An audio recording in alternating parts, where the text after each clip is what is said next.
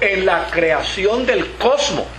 Dice, por medio de Él fueron creadas todas las cosas en el cielo y en la tierra, las visibles e invisibles, sean tronos, sean poderes, sean principados o autoridades.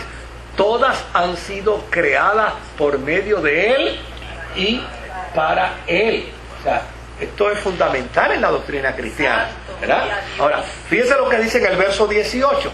Dice, Él es la cabeza del cuerpo, que es la iglesia. Él es el principio, el primogénito de la resurrección, para ser en todo, ¿qué? En todo el primero. Y en el versículo 19, mira cómo cierra: porque a Dios le agradó habitar en Él con toda su plenitud. Oye, cuando uno lee eso, o sea, esto es una doctrina fundamental dentro de la Iglesia Apostólica. ¿Por qué Pablo la está reforzando en Colosas? Vamos al capítulo 2 y al versículo 2 para que veamos algo más.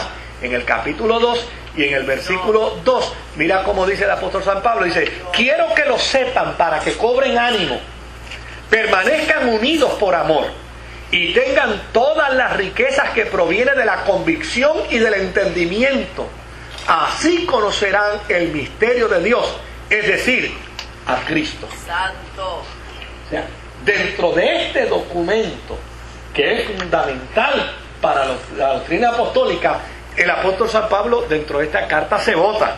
Ahora, en el capítulo 2 y en el versículo 9 encontramos otro planteamiento del apóstol San Pablo, donde dice, toda la plenitud de la divinidad habita en forma corporal en Cristo. Es decir, ¿quieres ver a Dios? ¿Lo ves a través de qué? A través de Jesucristo. Ahora, ¿y por qué tanta doctrina crística de énfasis sobre la deidad? Pues si hay mucha doctrina de énfasis hacia la deidad, quiere decir que la herejía venía precisamente mediante un movimiento que atacaba totalmente la suficiencia y la supremacía única de Jesucristo. Si ataca la suficiencia y la deidad de Cristo, pues obviamente Pablo tiene que contrarrestar esa doctrina. Por el otro lado, fíjese que en el verso 16 y en el verso 17 Pablo subraya y dice que el papel de Cristo en la creación es fundamental, a tal punto de que nada fue creado sin Él. Y todo lo que se creó en el cielo, en la tierra, lo visible, lo invisible, no importa lo que sea, todo fue creado por Él y para Él. Si Pablo se esfuerza en subrayar el papel de Cristo en la creación, ¿qué quiere decir? Que hay una herejía dentro de Colosas que está tratando de opacar el papel de Jesucristo en la deidad. Por el otro lado, cuando uno va al capítulo 1, al versículo 22, capítulo 1, versículo 22, uno lee, pero ahora Dios, a fin de presentar los santos, intachables e irreprochables delante de Él, los ha reconciliado.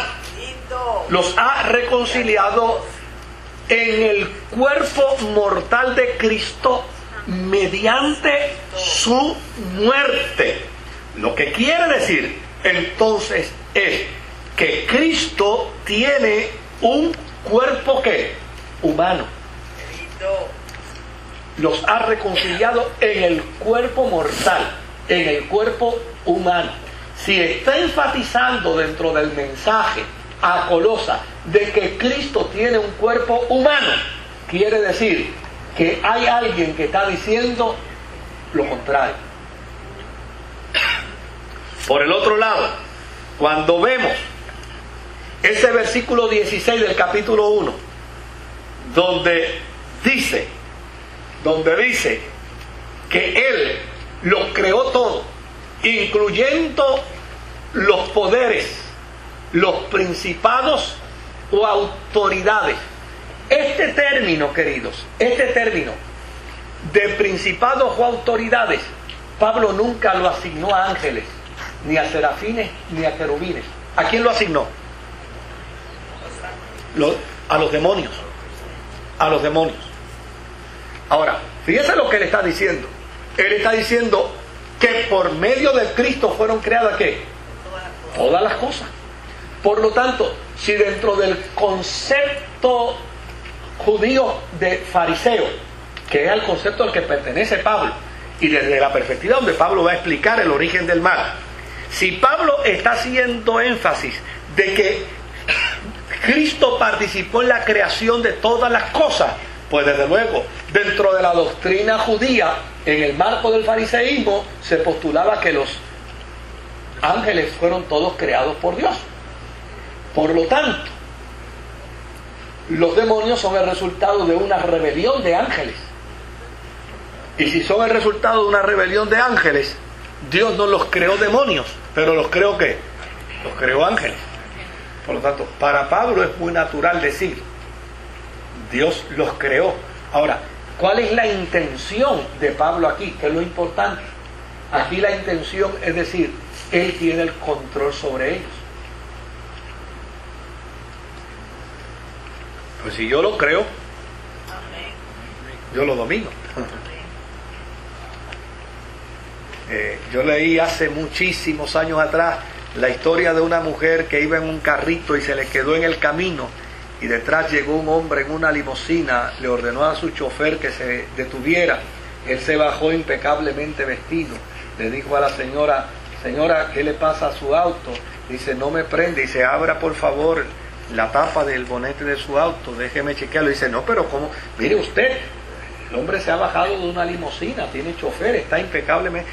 Haga el favor, no se preocupe, levante el bonete ahí, vamos a ver, vuelva y estaltea. Allá el hombre fue, metió las manos, tocó unas cositas, lo arregló, y cuando arregló el carro ella se le queda mirando, le dice, señor, pero ¿quién es usted que sabe arreglar este vehículo? Le dice, yo soy el señor Ford.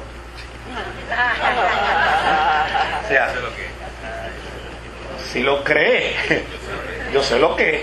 Entonces, claro, hay que entender esto, porque a veces la gente se va por la tangente, y cuando leen el texto sin conocer el contexto histórico dicen, bueno, pues entonces lo que ese texto quiere decir es que Dios creó lo bueno y lo malo. ¿Ah? Eso no es lo que dice el texto. El texto dice que Dios creó lo bueno. Es decir, lo bueno se dañó es otra cosa. ¿Se dan cuenta? Ahora, ¿por qué hay que afirmar que Dios lo creó? ¿Por qué no omitirlo? ¿Por qué no obviarlo? Porque el mensaje implícito es, si lo creó, lo controla.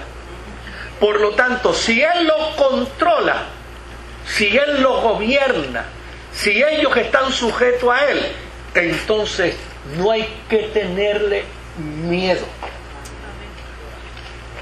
No hay que vernos víctimas del mal.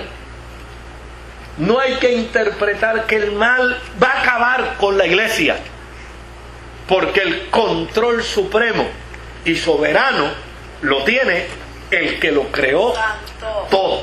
Ahora, cuando él plantea esto, está diciendo con ello algo importantísimo. ¿Qué está diciendo con ello? Que aparentemente esta corriente herética le está dando mucha importancia a los poderes del mal, a tal punto que está declarando que los poderes del mal se salen del control ¿de quién? Del control soberano de Dios. Cualquier parecido al día de hoy es pura coincidencia. Ahora, lo mismo lo plantea en el capítulo 2 y en el versículo 10, donde dice en el capítulo 2 y versículo 10, dice, y en Él, que es la cabeza de todo poder y de toda autoridad, ustedes han recibido esa plenitud. ¿Qué quiere decir? Si Él es la cabeza de todo poder y de toda autoridad, pues ya no hay, sencillamente ustedes han recibido, los cristianos han recibido ¿qué? Esa plenitud de Dios.